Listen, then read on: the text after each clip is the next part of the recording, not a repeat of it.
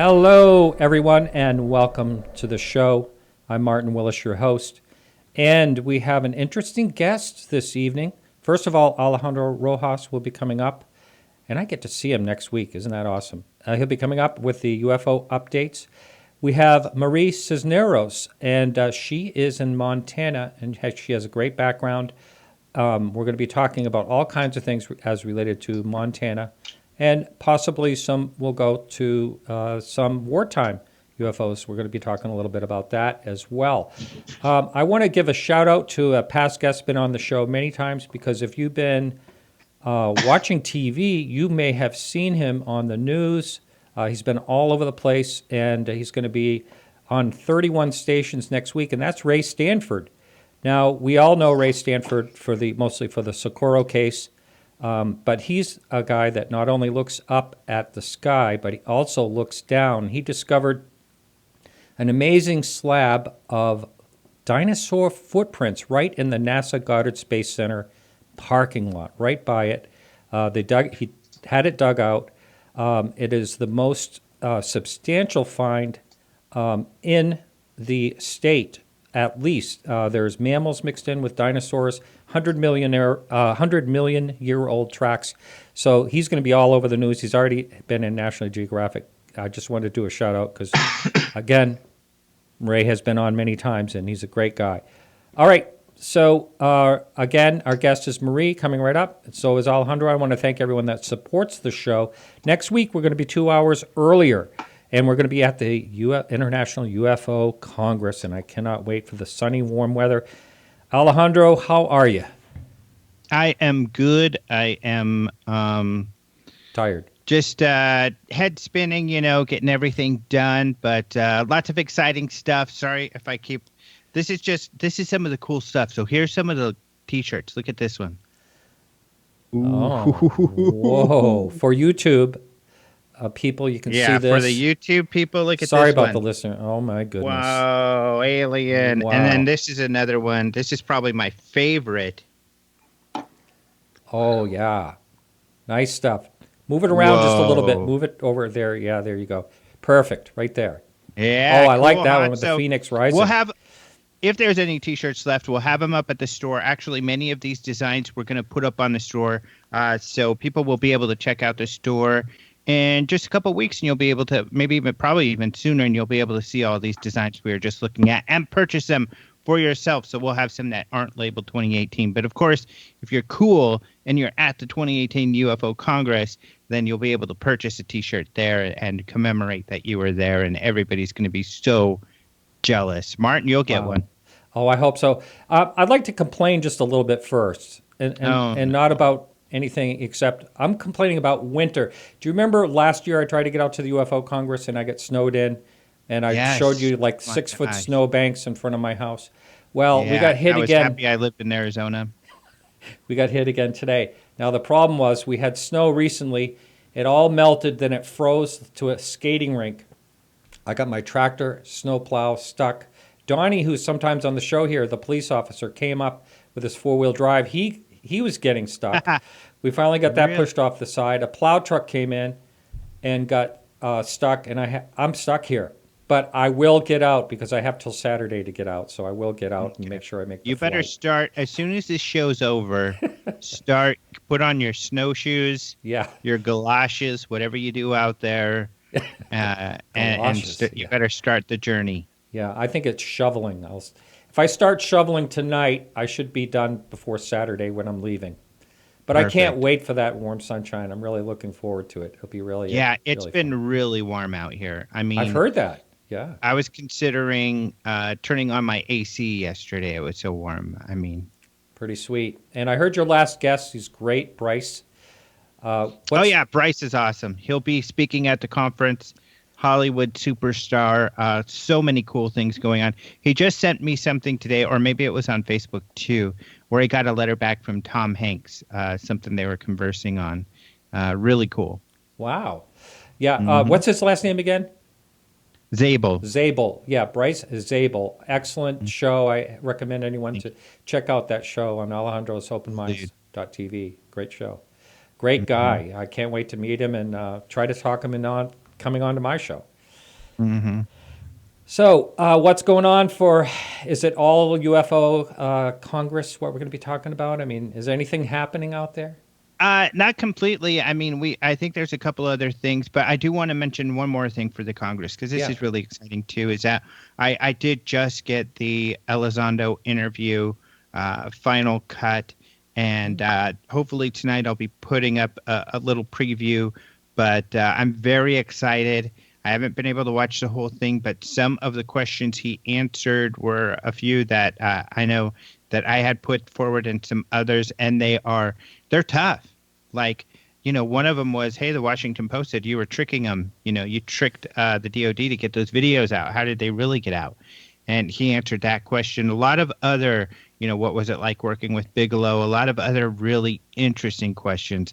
I think people are going to be fascinated by. So I'm so excited that he answered a lot of these great questions. And I know he wishes he could have answered more, but the time constraints and everything, and he will over time. So he says, we'll do a follow-up interview in a month or so. Well, I would have loved to have asked him questions, but I bet some of the questions you've asked him are similar to what I would have asked. I wouldn't doubt Yeah, it. and others. A lot of other people asked some great questions that they answered as well. And yeah. Yeah, that's exciting. Well, it's coming right up, and It that is. that that's going to be that video itself is going to be showing on Saturday. And by the way, if anyone that's listening to the show is going to be there, please look me up. I'd love to hang out and meet listeners to the show. It's always a lot of fun. Yep. One other piece of news, I guess, before I go, that is pretty cool. And it is Elizondo related, is that because this is the important news in UFOs right now, Yeah, he was on Las Vegas Now TV, 8 News Now, KLAS with George Knapp. right. And he did a couple interviews with the I-Team there that people can check out. They're short. He only answers a question or two, but they're questions that haven't been asked before, that are important questions. So, and of course, you can expect that of George Knapp, who's just amazing and one of my favorites. And so those are really good videos that people can check out as well. Now, the one of the questions I would have asked, and just answer this if you know, did anyone ask him about historic UFO encounters with military craft?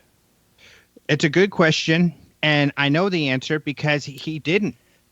He hasn't. They didn't really look into historical cases. There was the 2004 Nimitz actually was early on, but it was somewhat historical. But that's not that long ago. But no, they were busy looking into cases that were coming in that were fresh and new, and that's what they spent their time on. Wow. Yeah. And the one reason I asked that, of course, is because of the comment you've heard many times where people say, well, it might be military craft, that secret military craft, and they never go back into time and say, these things have been happening for, many, many dozens of years. It is a great point, and these people feel because that's always a possibility. And even like with MUFON, when I was an investigator working with them, you can't. Sometimes people are like, that had to be alien, but we don't know. We don't know what technology we have out there. But I think what's interesting about what Elizondo and the ATIP group did is they knew a bit more about the technologies out there.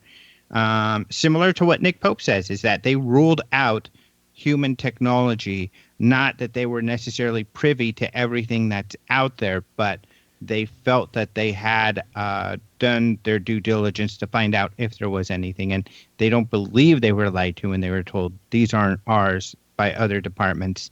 But you never know for sure. But certainly in a couple of these cases, Elizondo is very confident that they were not black projects.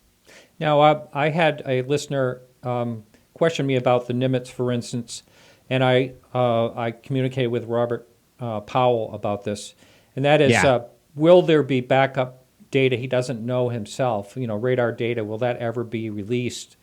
I don't know if that's ever addressed, but that would be really interesting to actually have radar data corroborate with the video itself.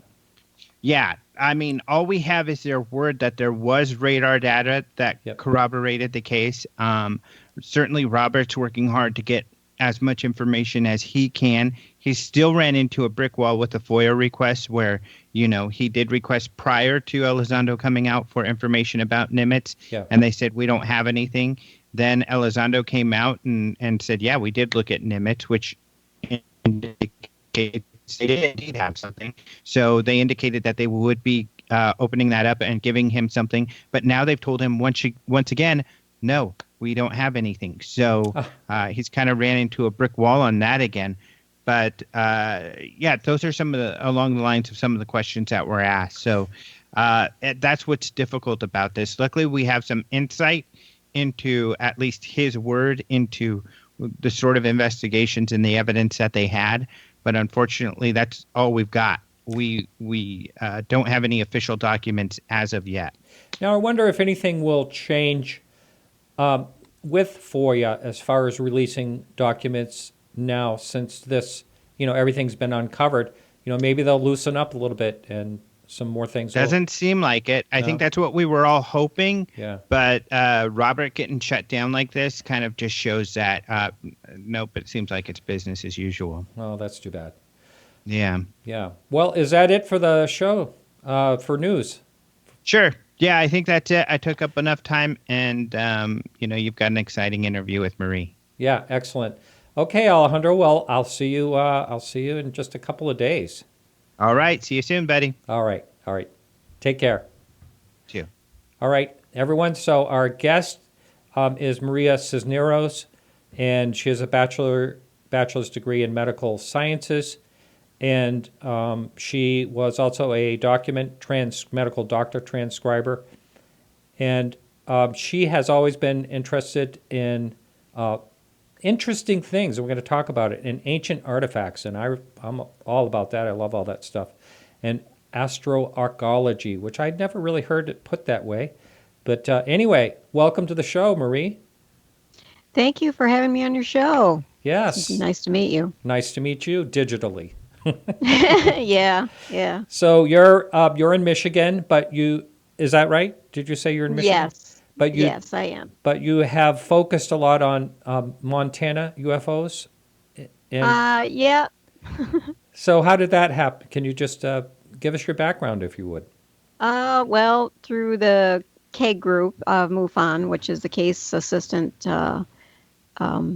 group, I became the acting state director out there in Montana. So I've been doing the cases out there and trying to build up the chapter. So that's how I got involved with doing the cases out there. Did you actually live there for? No, I've never been to Montana. Never been to the big sky country. Oh, wow. Yeah. I'm sure you've heard of Joan Bird. She was on the show at one point. I know she did some work in Montana. But I think it's interesting that there's been a lot of cases that are really fascinating. Of course, everyone thinks of Malmstrom and the nukes. Then there's the Mariana case, which is fascinating. And so before we get into all of that, let's first of all, what is your background and what actually sparked your interest in looking into the topics? You mean the general topics or the topics of UFOs? UFOs. Probably since I was about 10, and that probably goes back to the first time I ever saw, I guess what you could call a UFO. And my brother and I sat and watched a star that was doing arcs in the sky and then goes down towards the horizon, very quickly. And I'd seen a couple after that. Another, I think, when I was about 10, and I've seen quite a few of them. So I guess in my mind, I've always tried to, figure out, what it was. So some of them were quite inexplicable. So how many? I learned about MUFON. I always love to hear sighting stories. How many would you say that you've heard? You've actually seen altogether? You said about 10, maybe. Probably 4 or 5. The second one that was when I was about 10 years old was we were traveling one night. I think, my mom and they used to work in a different town. So traveling that night over the power plant that used to be in the town, although it's shut down now, it was looked like a vehicle, or just some sort of a craft up above the power plant. And I sat there and watched it. And I can see windows in this thing. And it wasn't an airplane because it was oval shaped. So it happened to be going in the same direction as us, so I don't know about that. So Wow. I was fascinated by that. And then when I heard about, back in the early 60s when Betty and Barney Hill, and they talked about their story and they just were going to make a movie out of it. I thought, oh, man, I got to see this. I'm not quite sure when that came out, but I've got to see what these things look like. So The ones with the windows, I've heard so many stories of people talking about the ones with the windows, and I think that's absolutely fascinating.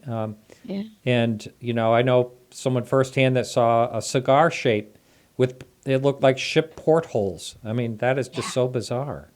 Yeah, I agree. And, some people have actually said they've seen like shadows or, silhouettes of some type of figures, of course, going back to Betty and Barney Hill, that story. Yeah. But so as you got older and you started doing your work and going to school and all that, did you always have a fascination? Oh, yes. Yes, absolutely. I used to read everything that I could, on the subject. Whitley Schreiber's and Communion and the books that came out. And Ray Fowler, I think I heard him mention Whoops.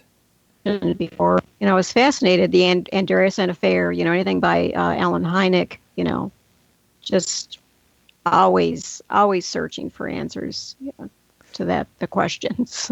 Well, I'm a latecomer myself, and I actually, I had a sighting, but it was all the way back in 2006. So, but I had like some sort of small interest because we had a flap in a town where I grew up in southern Maine. When I was very young, there was a lot of people seeing something, and a lot of people were talking about it. But one thing I don't remember, is I don't remember the ridicule factor back then. You hear a lot about that, but I just, in where I was growing up, there was no ridicule factor. I mean, which obviously changed, and it changed after I actually had it firsthand when I started talking about my sighting at my workplace. The word got around, and they were teasing me. That's just the way it goes. But so let's talk about some of the cases that you've looked into, and also the article you wrote for the Open Minds TV was also talked about Afghanistan's sighting. So I want to talk a little bit about that at some point tonight. But let's first of all, can you tell the listener what you know about the so-called Mariana case? Well, I think that I first became interested in it was probably a movie, one of the older movies that I had seen on YouTube, and then I started looking into it, and I have watched the film, and I watched it again earlier today, also just to kind of familiarize myself with it. So, and I think one of the most significant things is that if you take the film, itself, without the fact that, he was the secretary said that he was a promoter. So, Craig from the Condon decided to discount, anything, that it wasn't anything to it because of the fact that he was a promoter. But I mean, if you look at the film itself, it had a lot to it going on. So. Yeah. And that film, for the person, I don't know if the show producer can put that clip up or not right now, but that film is really basically two objects. Now, as far as I remember in reading about this, he saw these objects for quite a while and then went to get the video camera out of his car, right? Yes, that's correct. Yeah, he was, he was at the baseball field. He was um, I guess he was a general manager, of the Great Falls Minor Baseball League. So he was out on the field that day with his secretary. So it was lucky that he had a camera with him. So, and he said that he saw objects moving about 50 feet in diameter. They appeared to be circular, and they rotated while moving, and thought they were going about 400 miles an hour. So that was when he ran back and got his movie camera, and said he got 16 minutes of film, although he claims that some of the film was not given back to him after that. And Malmstrom even figures in that one because he was interviewed at Malmstrom about the incident, which I didn't know until I was looking into it a little bit more. Wow. No, I didn't know that either. Now there's a video somewhere online of him being interviewed, I believe.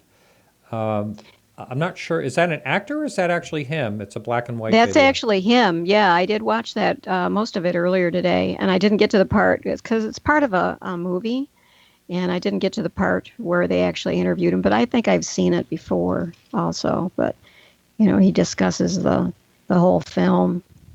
Now, this So was some of the things... Go ahead. Sorry, go ahead. No, I'm just saying Well, this some was of a the things that- landmark film in a lot of ways, Yeah. right? Yeah, it was. Well, it's been said to be the first UFO ever caught on film. So that was 64 years ago. And it's a double UFO. Yeah, right. UFOs. Yeah, and the thing Correct. that is kind of remarkable about it is they stay on a steady stream right across to the, it's just a, we're familiar with the tower, the water tower, and the clip of just the vehicles going by, but people have enhanced those images of the craft, and they are pretty much like a rounded disc, almost an egg shape, if I remember right. And so this was the first unidentified object or something like that. Is that considered by the Air Force? Well, they said it was. I guess I read that it was one of the first ones ever filmed. So that was 64 years ago. So I don't know. There was obviously not the first one that was ever investigated. So I wonder, does anyone know what happened to the original footage? it's at the I don't know about the original where that is. Okay. And that could be the original. It says that it resides in the U.S. National Archives. So I don't know if that's a copy of that's the actual film itself. So, and that's where I had actually, I think, went to that website to see that. So. And so whatever happened to Mariana himself? I mean, do you know if did he talk about this freely? Do you know?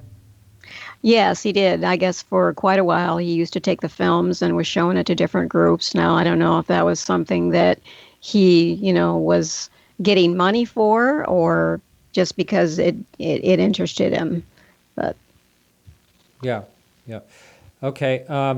And so as far as, the public understood this, was this big news at the time, do you know?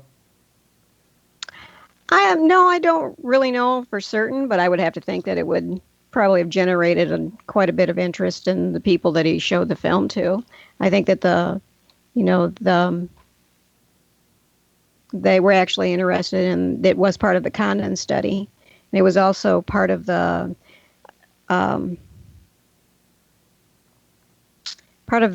book from Ruppelt. So I was looking at my notes here. So I can't even name it. Oh, the report on unidentified flying objects. I mean, he talked about it in that too, and he didn't really know what it was, and he was kind of listed it as an unknown. Yeah, I mean, he didn't make any claims himself. Right. Yeah. And have you yourself actually read the Ruppelt book?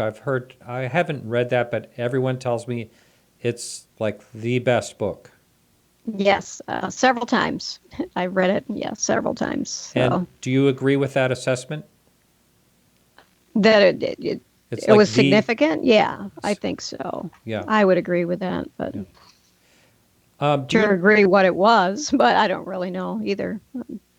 And do you know what Air Force Was it grunge, or do you know what was 1950? I know it wasn't Project Blue Book yet. Well, it started out as Project Sign, then it was Project Grunge before it was Grunge, Blue yeah. Book. What did Yeah, I say? I yeah. don't know what I said. Grunge. Or Yeah. was it Grudge? Yeah, it's Grudge. Excuse me. Yes. Uh, It was because it was basically kind of it was a whole debunking, project instead of,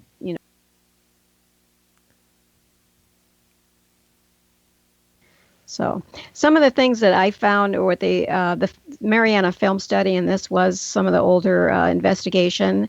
They said it was shot around 11:30 a.m. That was Mountain Standard Time. Now the wind was 25 to 35 or 28 miles an hour, and then it reached 37 miles an hour at around 12:30 p.m. So, and the objects moved almost directly against the wind direction, so they were not balloons. So, in the studies of the film, frame by frame under magnification, showed the motion of the objects to be steady and horizontal, so they were not free falling.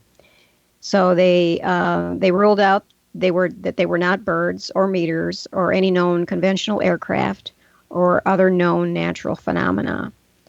And with the shape, the brightness, the speed, the flight path, the steady motion, and the distance between the two objects, ruled out atmospheric anomalies, such as a mirage or a cloud reflection. So the question of the airplane reflection was also ruled out. So that's some of the earlier, investigation that they did on the film. So, and it's still considered one of the best films that shows the existence of unidentified flying objects, 64 years down the road. Right, right. And I had no idea that he filmed this for. I'm just spending a little extra time on this because I think it's an important case. Mm-hmm. And I had no idea that he filmed it for so long. So apparently the thing was basically moving back and forth, or do you know what type of motion it was doing? Well, from the film, it just shows it going in one direction, but whether or not it might have been zigzagging, when he was watching it.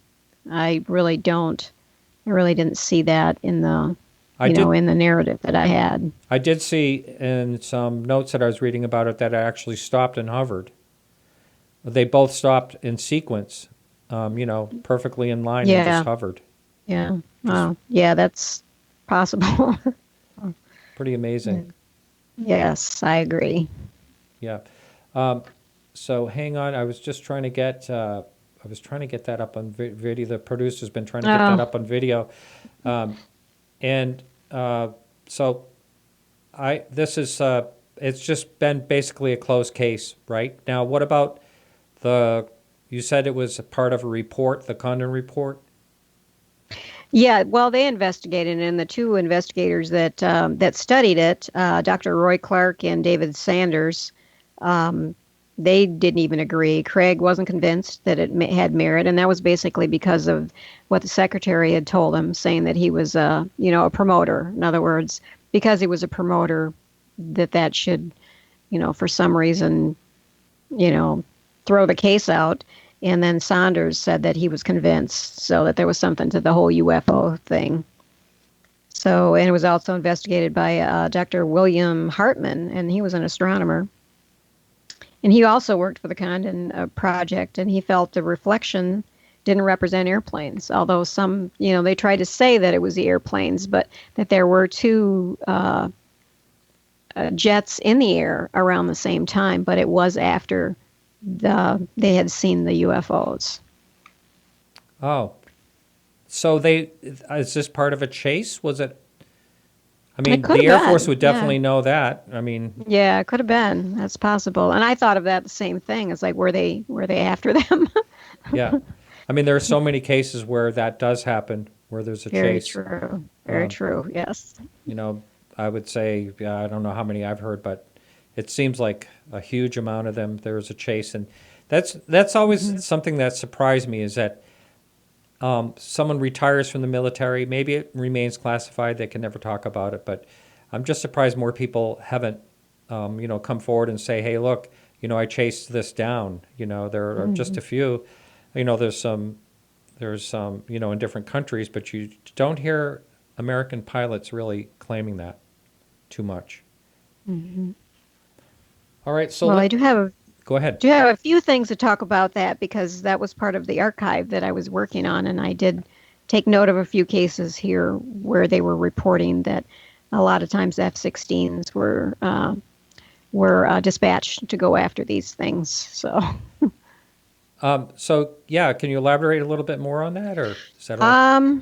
well, yeah, I for about 2 years I worked on finding using keywords and checking the CMS database, which is part of the information on MUFON. So from I think 1995 until I got to 2008, I found 157 or 175 cases where either the military chased a UFO or that they were seen on the bases or near the bases or a retired military was making a report of something that they had seen, which because they are trained, observers, and especially if they're in the, around aircraft, they know that it's not something that they're familiar with. So, and I had a couple of them here, a few cases that I wrote down. I don't know if you want case numbers or not, but it's like in 1957 at Fort Riley, Kansas, a witness saw 5 lights in a triangular shape over the base. And then in 1959 in Wisconsin, a hovering craft with a beam of light was reportedly chased by the military. So in 1953 at Castle Rock, Colorado, witnesses saw an oval-shaped object with a red light, and a squadron was dispatched to search for it. So I've got a couple more here, too. I don't know if you want to hear about these, but I find it fascinating myself because up until this point, you don't really hear that, around here. Oh, yeah, they don't pay any attention to them. I'm like, well, apparently they do. So in 1953, a sergeant and I don't know how to pronounce this, Squaw Island. That's Air Force Base, and a roost where I have no idea where this is. So it tracked a UFO and the fighters on radar. So in 1962 on Ronson Island, California, there was a report of a UFO salvage attempt while on a radar ship. So in 1968, Boston, Massachusetts, there was a report of a blimp-shaped lighted object with a possible MIB involvement, and the witness had ATS clearance. So, and those are just a few of them. I know that there's quite a few more that had to do with the fact that F-16s were dispatched to chase after them. And they're witnessed, by a lot of people a lot of times. So Right. Yeah, I have a friend in Canada that I'm in the antiques and fine arts business. And he and I did a big appraisal in Atlanta a number of years ago together. So he found my UFO show. Awesome. But because he had an interest in UFOs, which I didn't, know about, of course. But basically, he was at a party, I think 10 years ago or more now, and they were at a party outside on a deck, and they saw this. He said it was a perfect shaped disc, silver disc, just flying, and it had 2. Whatever the Canada jets are, he said, with their afterburners trying to catch up to it. Yeah. And they all looked at it. He said everyone looked at it, everyone watched it, and they went, holy cow, and all that stuff. And he says, but nobody talked about it afterwards, which I think is very strange. Wow. Yeah. And he said he looked in the paper, and he said he couldn't believe in the paper. He looked for days. He said there was not one single mention of it, and which is kind of typical, Yeah. But more questions is all it is. Yeah, that's for sure. In about 25, 30 minutes, we're gonna also take calls if anyone wants to call in, and that number will be up on the screen when we decide to do that. And I decided not to announce the calls because this show plays on the Dark Matter Digital Network on Thursday nights, and when I announce the phone number, there's a lot of people that listen over there. So when I announce the phone number, people start calling me every Thursday night. No. And it's on till midnight. I get calls late. So so a little shout out to the Dark Matter Digital Network for all those listeners over there. Thank you for listening. So let's talk a little bit about some of the other cases that you've looked into. Okay. Some that you find really interesting in Montana. Well, yeah, these these are been some pretty interesting cases. Do you want to hear about the one that was recent or the one from Afghanistan that was on the? I mean, we can talk about that. Yeah, why don't we talk about that one, did? and we Okay. can go back to Montana after that. Okay. Well, yeah, I learned about it because the witness was from Montana. So, this is I got my case notes here. Sorry, I don't want to be flipping through papers here, but Yeah, just to let the people know they're listening, also listening live. yeah. I will be Right. also taking chat questions from you. So if you'd like to pose chat questions, you can in a little bit. I'll announce that a little later on. Thank you. Okay. Well, I did a case. Well, actually, I did find this case. I didn't do this case myself, but when I was looking through some of the, just kind of get an idea of what the cases in Montana, and that was when I first took over as the state director out there. And it was listed as a CE2, which is a close encounter, and that was from Afghanistan. So, and this happened in May 10th, 2004. An entire Army Special Forces unit saw an unknown spherical-shaped object through their night vision goggles while on security duty in Kabul, Afghanistan.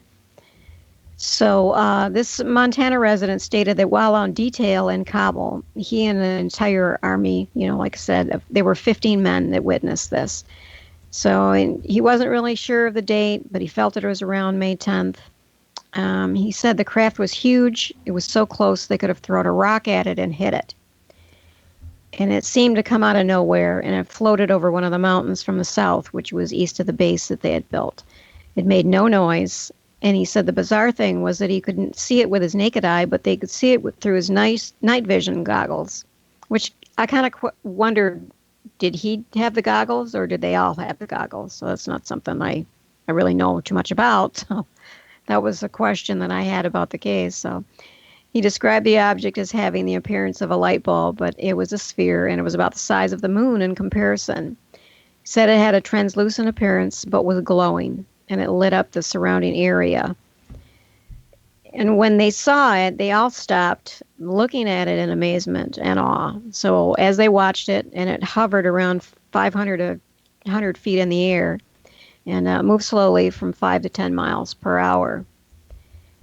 So Wow, it was real about slow, 100 yards. Yeah, real slow. It was about 100 yards from the outside perimeter of the base camp. So they stood there and watched that. And there, how many witnesses about were involved? 15 plus him. It looks like. So it was there was whoever was out on the detail. It was a security detail. So he got on the radio and talked to his commander, and he just told him get back to work. It was nothing. So I know later on in reading the story was that the commander saw it also from the camp or the base. Huh. Wow. And was there how did you get this information yourself? Oh, this is on the CMS, the database. So it's case 55741, and it's listed as a historical case. Yeah. As former military. So. And do you know if the military ever did any investigating, or was this just? I mean, they have their hands full at wartime, so they're probably not even. Yeah, I don't think so. He was told not to talk about it. And basically, it was just it was just ignored. So. Wow, interesting. Yeah. The ones that always fascinate me are the. I know we're having some buffering problems, and I apologize to the live listener, and I don't know where that's coming from or why. It could be the snowstorm here, and hopefully we won't lose you. Yeah. Hope not. Yeah. So as far as other cases involving nukes, the Malmstrom one, how much investigating did you do into that? I mean, there's been a lot of work done on that.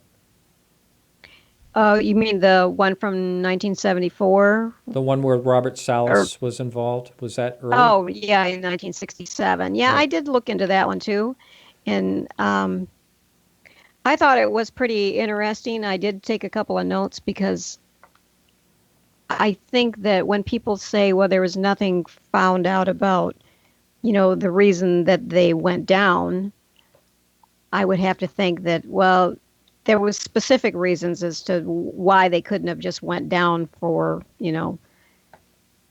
a malfunction. So, I mean, Well, just a little bit about that from what I understand. Well, first of all, do you happen to know how many nukes actually went down at that night? I think the first time, I think it was two. And then the second time, and it was just like a few weeks later with Salis, and it was 10. Yeah, I knew there was a lot of them.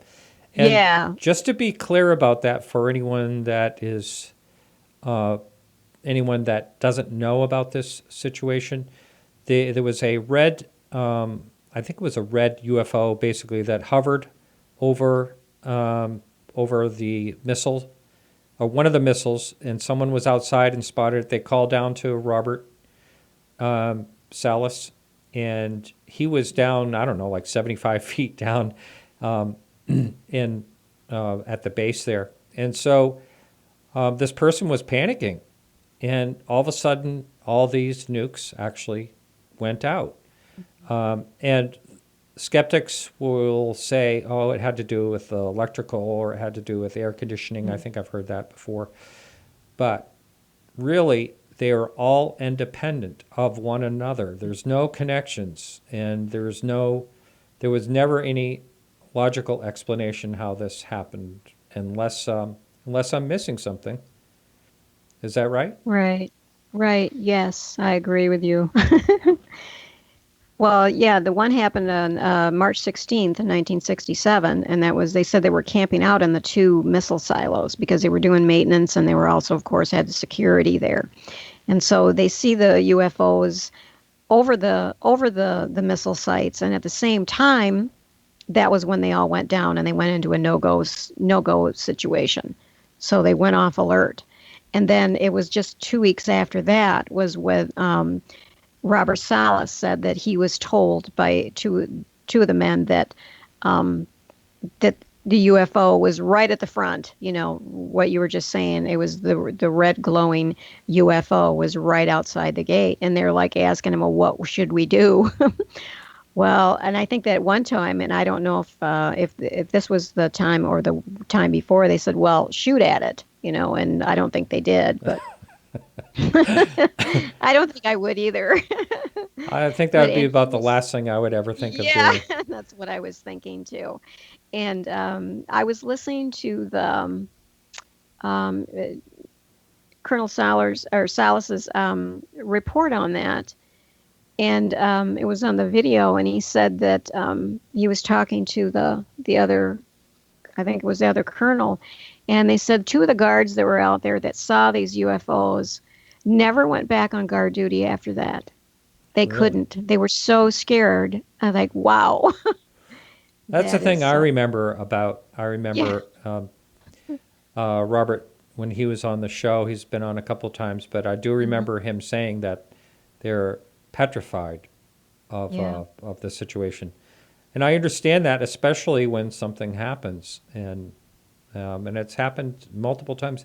I don't know if I actually knew that it happened multiple times there. And you also said 1974 and in the 70s as well.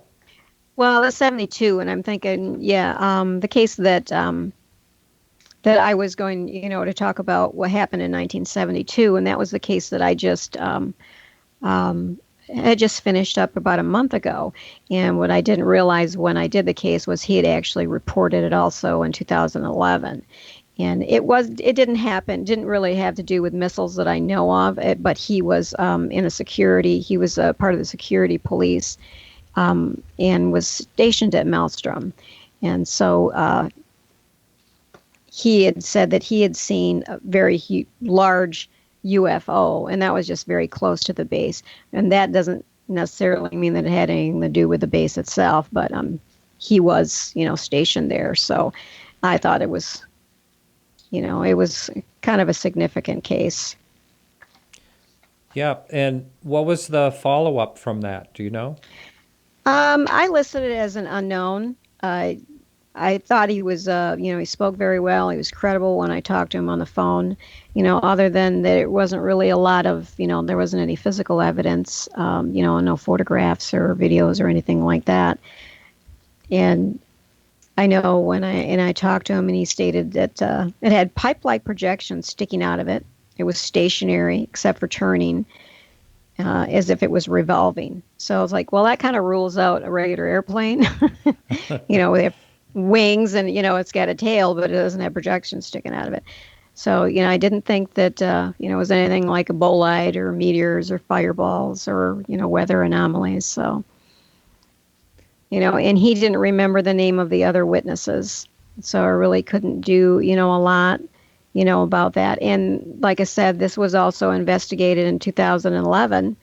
And they said the same thing, and it was an unknown. So, and this was very near the military installation. So at Malmstrom. And I'm thinking that he might even been, on a security detail for the missile silos, but I didn't ask him at the time. So. Now, I've had Robert Hastings on, in the past, and I've asked him, what do you think is going on here? That's just basically, I'm just curious to know what he thought, because he's done so much research into it. And he said he basically thinks they're trying to give us a message. Stop playing with these things. Yeah. And it's too bad, they were ever invented, if you ask me, but you can't unring the bell once it's invented. Right. Any other cases that you're aware of that involves nukes that you've worked on?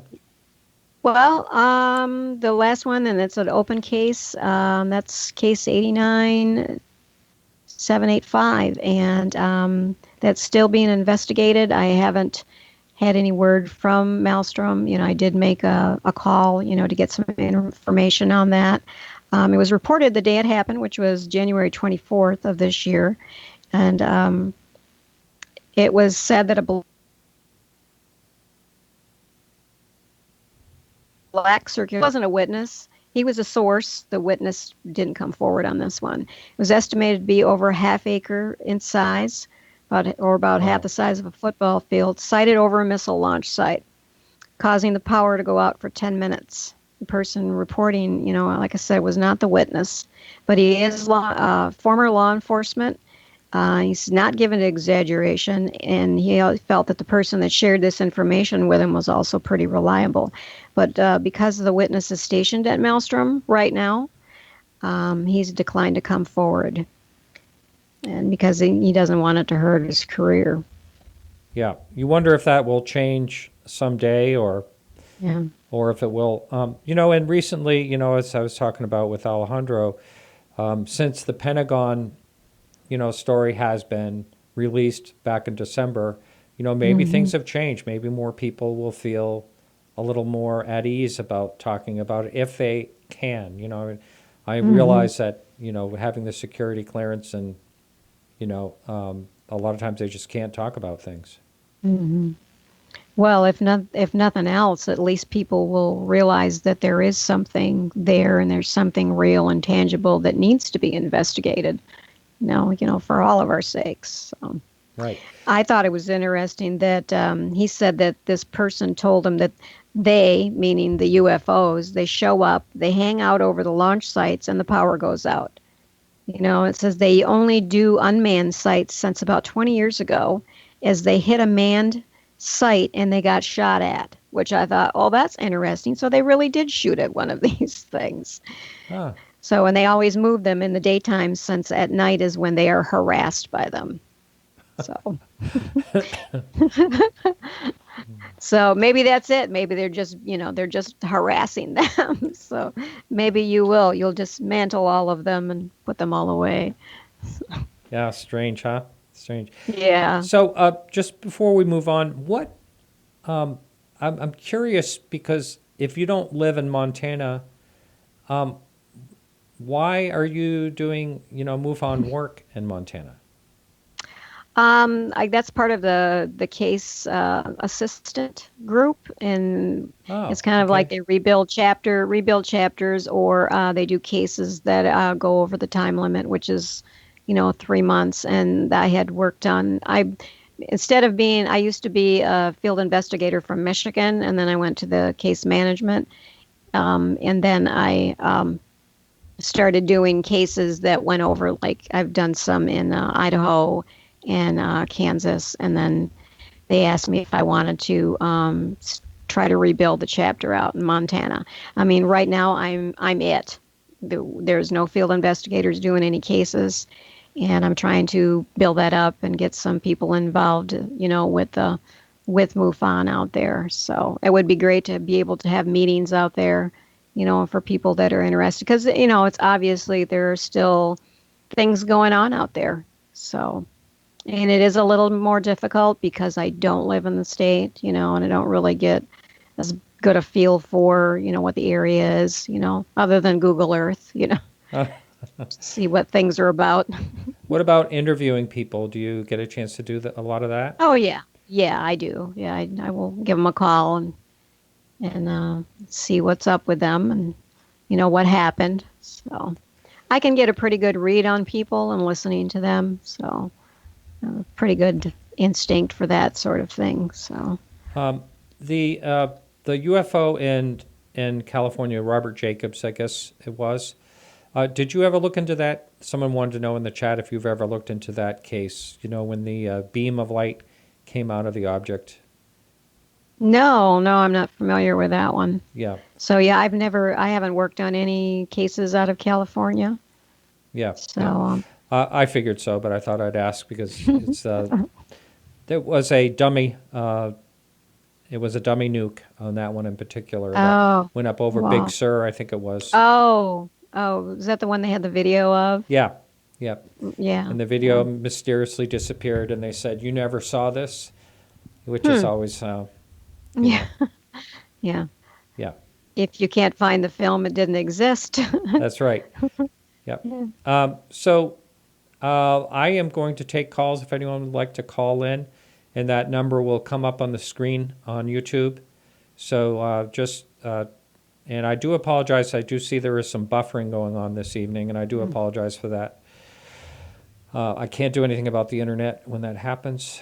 So anyway, so the number will be up on the screen, and actually that number has to go up because hang on just a second. It's right in front of the subscriber button, so it's not going to work where it is. Okay, so that number has to be moved. Sorry about that. There's a number there, so if anyone wants to call in, I can take that call and ask our guest today a question if you'd like to. Also, in the chat room, if you'd like to pose questions for our guest, feel free to do that. Now, can you tell us what you found as the most fascinating case that you worked on? What do you consider Out the of most the of fascinating? Montana. Yeah, I would say the one that I did just recently, maybe just because, I've maybe did about 15 cases out in Montana, so I don't know what percentage wise of, if there were a couple of hoaxes and there were a couple that, are natural or man-made, objects. So I think that the case that I talked about here, where he saw the craft over the base was probably one of the most significant ones that I've done so far. yeah, that's a real interesting. How about some other ones? Have you actually looked into some historic cases as well? Going way back. Probably just the ones, the ones that I mentioned here a few minutes ago, that, and those were just basically the military ones, from the database. And other than, having a little bit of information on that. So I haven't done I haven't done that much work on the historical cases, out of Montana. So Yeah. I think maybe I just was more interested in ones that had to do with the military. So Yeah. maybe that's why. Yeah.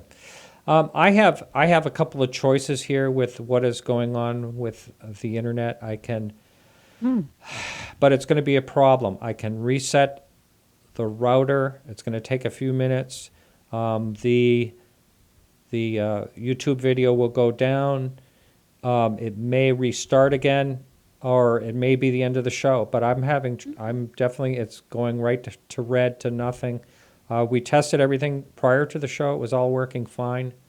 So, I really apologize, but I think it's probably the smart thing to do to wrap this thing up in just a few minutes. So, and I do apologize to the listener. Sorry that this has happened. Let's see. We do have a question. I'll try to get to that.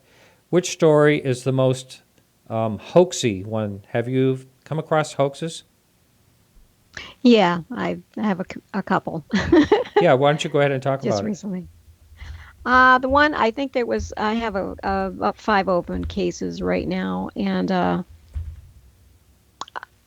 I think it was the one where he sent photographs, and he claimed showed a photograph of a very large UFO over the mountain, and he was standing like in a mountain area. But the photograph taken, he claimed, like a minute before, was taken from a car down at the bottom of the mountain.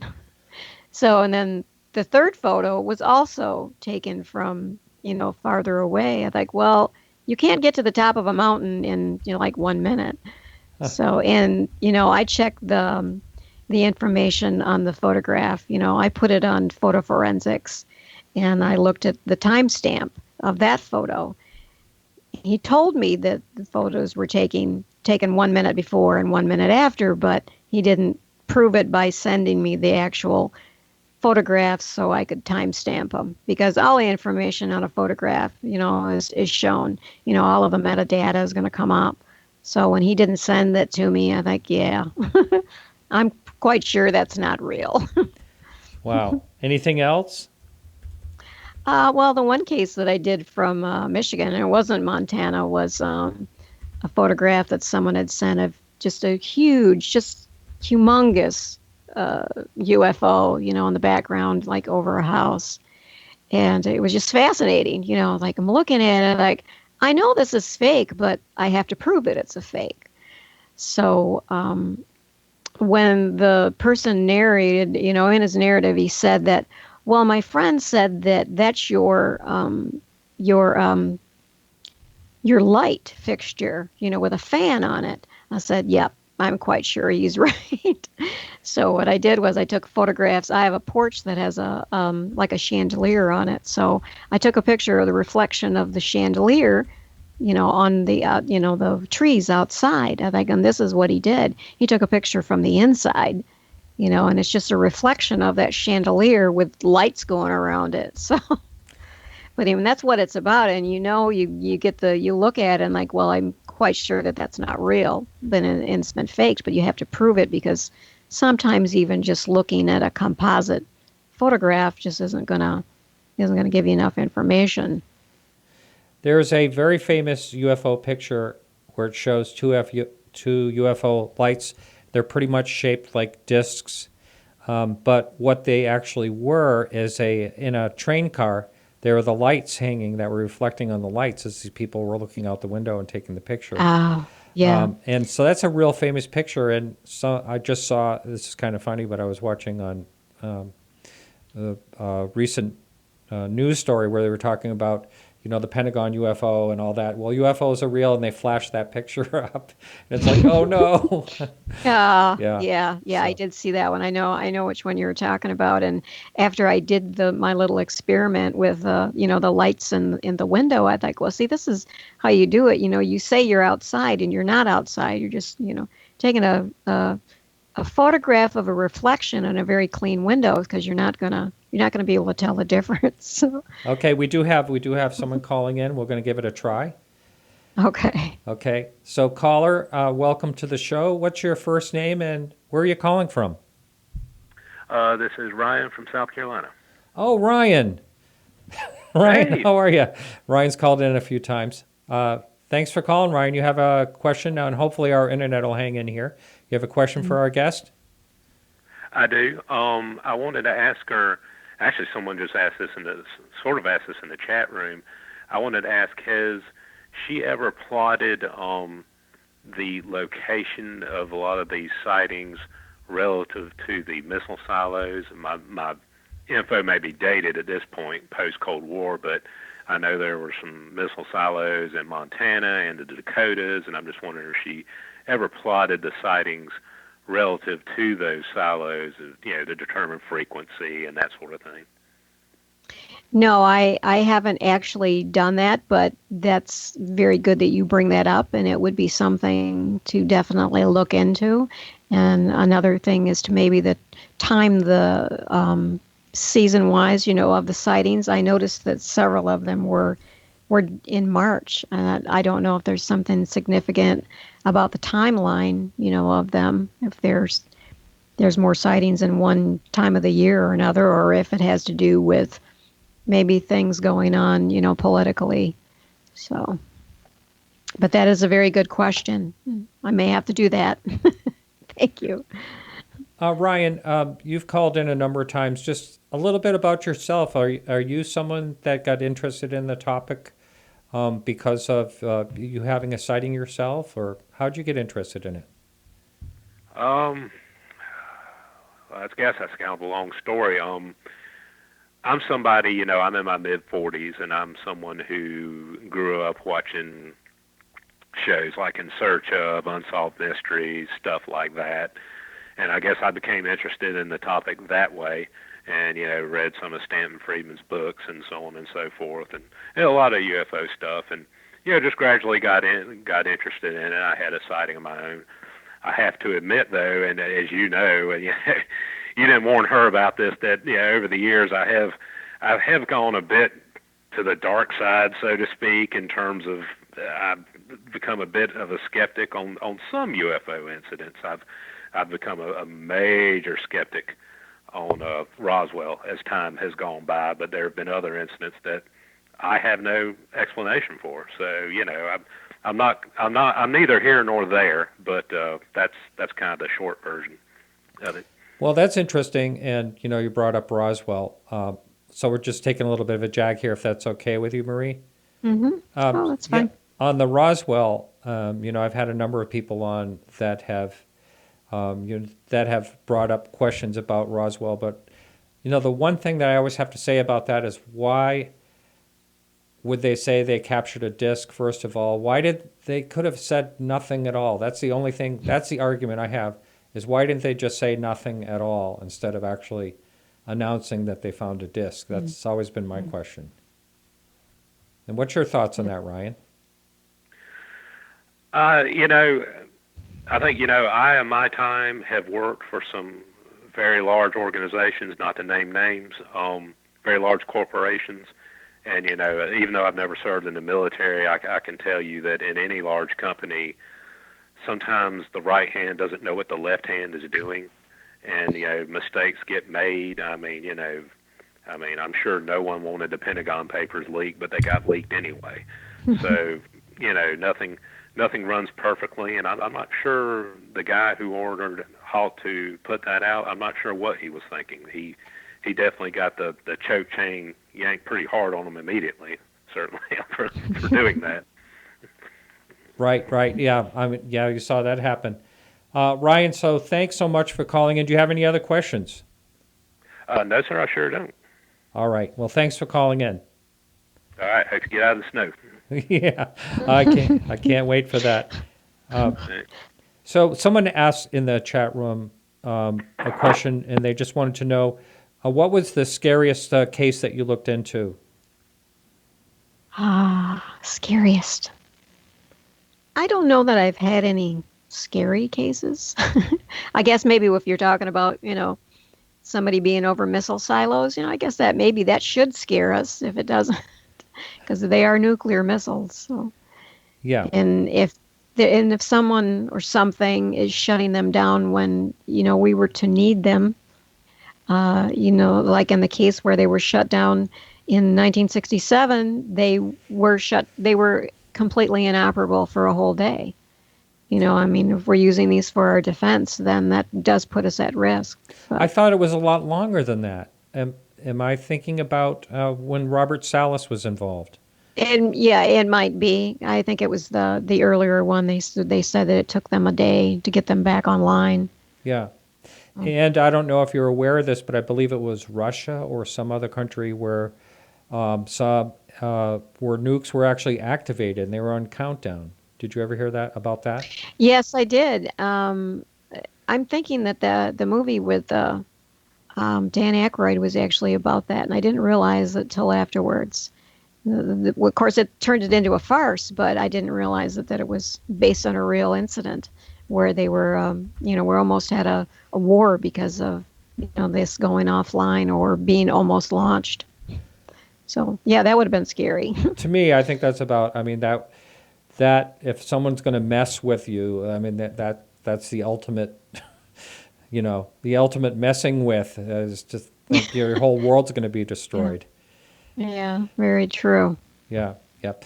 So we are taking call-ins. If anyone wants to call in, that number is up on the line. And I'm seeing the internet bouncing all over the place, but it seems like it's still hanging in. People are saying they're still able to hear us. So I apologize to anyone if they're not. I am seeing some buffering, but we can work with that. So what, besides Montana, have you looked into other cases, like in Michigan, for instance? Yeah, I did cases in Michigan for about 6 years, so up until about a year and a half ago. And do you have any cases you can talk about there? Let me see. I really haven't had anything, like a lot of CEs, any close encounter type cases that are, outstanding. Pretty much they were, I can't say really cut and dried, but I mean, because I've done some that were, unknown. We actually have a military base too. Speaking back to the military, it's Selfridge base is down there by Detroit. I think one of the cases that I thought was pretty interesting was that I think that was a historical case, and I think that I had been reading about it, where the base itself was shut down at the time that there was because I guess there's it's on a lake or very close to the lake there, and the witness and about 6 or 7 other people, including a retired colonel that was from the base, were in a boat, and there was multiple witnesses to the huge craft being over the lake, and they put the whole base on shutdown, nobody in or out. So, and I thought that was a pretty interesting case. Yeah, that is. So I mean, it happens. Yeah, yep. And you're actually near the Great Lakes or one of the Great Lakes? I know you said you got lake effect snow. No, I'm very close to the lake. As the crow flies, about 500 feet. Oh my goodness! So there's a lot of talk about UFOs over the Great Lakes. Yes. And yes. Have you ever looked into any of those? Not the ones I've actually looked at a little bit. I live in Muskegon. I don't know if I should tell anybody where I live, but I live in Muskegon, Michigan, which is very close to the lake. And back in the early, I'm thinking it's the early 90s, 96, there was a large amount of activity, UFO activity within the area, and a lot of them were over the lake. A lot of them were seen over the lake. One of the times that I did see a UFO, I think, was in 96, 97. And the strange thing about it is sometimes when you do see something that doesn't fit into your worldview, you have a tendency to make it normal. You don't really want it to be something that you don't recognize. Because I remember watching one with my sister one night, and we see these lights was probably about 9 o'clock at night, and we see this lighted object at night, and it was silent, completely silent, moving really slowly. And we're looking at it and like thinking, yeah, that's a plane. And knowing full well that's not a plane. You just want it to be a plane. Yeah, So, I mean, one thing, your mind is always trying to adjust to what something is. Your yes. mind's always trying to make an answer. And I think that's, when I had my sighting, I just remember like, I just like, what is that? Yeah. And that it was It's just very outside of what I was supposed to see. And I've mentioned this a number of times on the show, but the thing that freaked me out the most about it is that it was moving and there was absolutely no sound. Mm-hmm. And I had never heard anyone ever talk about that before. And now I hear Right. it all the time, of course. Yeah, it's very true. And when you hear other people talking about it and, living the same experience, it does become, more significant. But I think when you talking about significant cases, it probably has to be, with myself, and it tends to be more personal, is because it is something, a case that I did experience. I've had my own sightings. And I think the one that I had in the early 90s, where it was during the daytime, then seeing a very large craft. It had to have been, 1.5 times the size of the moon, moving through the clouds. It was just 3 lights, amber and green and red. And you could tell that it was revolving because it come out of the cloud and then it went back in. And I see this and it's like, what is that? And I just, not paralyzed with fear, but I was afraid. So, and I went down, I got my daughter, was outside playing, and I come in the house. Why? I don't know why, just come in the house. But then, you try to rationalize it, and what it was that you saw. So at the time, we used to have these laser light shows where they would beam these, a show off from these buildings, downtown during this festival. So I thought, well, maybe it was the laser show, and I thought, well, no, when you beam lasers off, into the clouds, they kind of tend to disappear, because lasers will keep on going, to infinity if there's no cloud cover. So it couldn't have been the lasers. Yeah. That sounds like a really good one, actually. So Yeah. I think, we're getting buffering and, internet just keeps going in and out. Okay. But let's, just want to answer one more question here. The company, I don't know if you can talk about this either, but the company Cygnus Research, they wanted to know what kind of artifacts do they actually work on? I mean, that little side jag, can you talk about that or not? Oh, well, Cygnus Research is my own company. So yeah, I can, I can talk about it. It's kind of like I do it basically just privately, and it's my own research. But because some of the things that, besides UFOs, that I have researched for years and years and years, tend to be some of the, artifacts that maybe, are part of our culture and part of our, society that we all are interested in, Ark of the Covenant, things like that. So that was one of the things that I was interested in doing research. Of course, mine isn't going out, in archaeological sites, which I wish I could, but it's mostly just, doing the secondary research to see what is actually out there. And my own, theory is that a lot of the artifacts, such as the Ark of the Covenant or the Holy Grail, are all one object, and they are possibly was maybe some sort of a weapon, or something. And the main thing is that I think they really existed. I think some of those artifacts really did exist.